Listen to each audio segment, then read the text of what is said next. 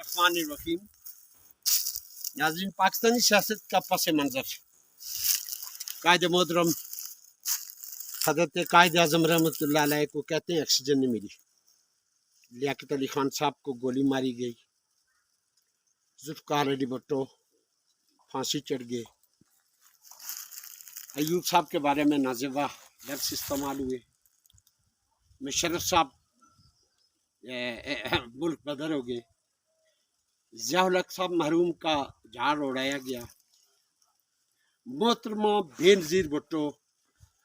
کو گولی ماری گئی، شہید کیا گیا، میاں محمد نواز شریف صاحب 3 بار وزیر اعظم جہاز سے گرفتار ہو کے جیل چلے گئے، شہباز شریف صاحب گرفتار ہو گئے، پرویز اشرف صاحب گرفتار ہوئے، اور خواجہ سعد رفیق صاحب گرفتار ہوئے، رانا ثناء اللہ صاحب گرفتار ہوئے، ڈاکٹر اعظم صاحب گرفتار ہوئے، اور پاکستان نمر university cancer hospital Pakistani team کے کپتان ایکس وزیر اعظم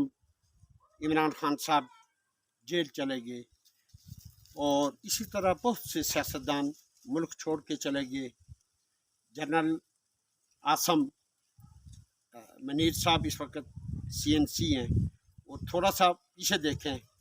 کہ جو سابقہ جنرل تھے وہ اس ملک میں نہیں رہے، اور باجوہ صاحب یہاں سے چلا گئے، اور وہ ظہیر شریف صاحب یہاں سے چلا گئے، اور چودھری افتخار صاحب یہاں غالباً نہیں ہیں، چیف جسٹس ثاقب نثار صاحب یہاں نہیں ہیں، اور بہت سے بڑے بڑے افسر جو ریٹائرمنٹ کے بعد یہاں سے چلے جاتے ہیں۔ تو ہم یہی فتح اور شکست میں اگر رہے تو اللہ ہمارا حافظ ہے، یہی کچھ ہوگا جو سابقہ ہوتا رہا، یہ کوئی پہلی دفعہ نہیں ہو رہا ہے،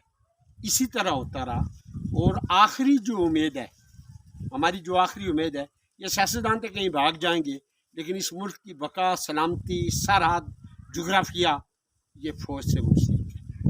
اور فوج کو اور عوام کو بھی آمنے سامنے کیا جا رہا ہے۔ بڑے دانشور ہیں، بڑے سیاستدان ہیں، لیکن پتہ نہیں کیا مشورہ دیتے ہیں۔ تو اس ملک کی بقا اور سلامتی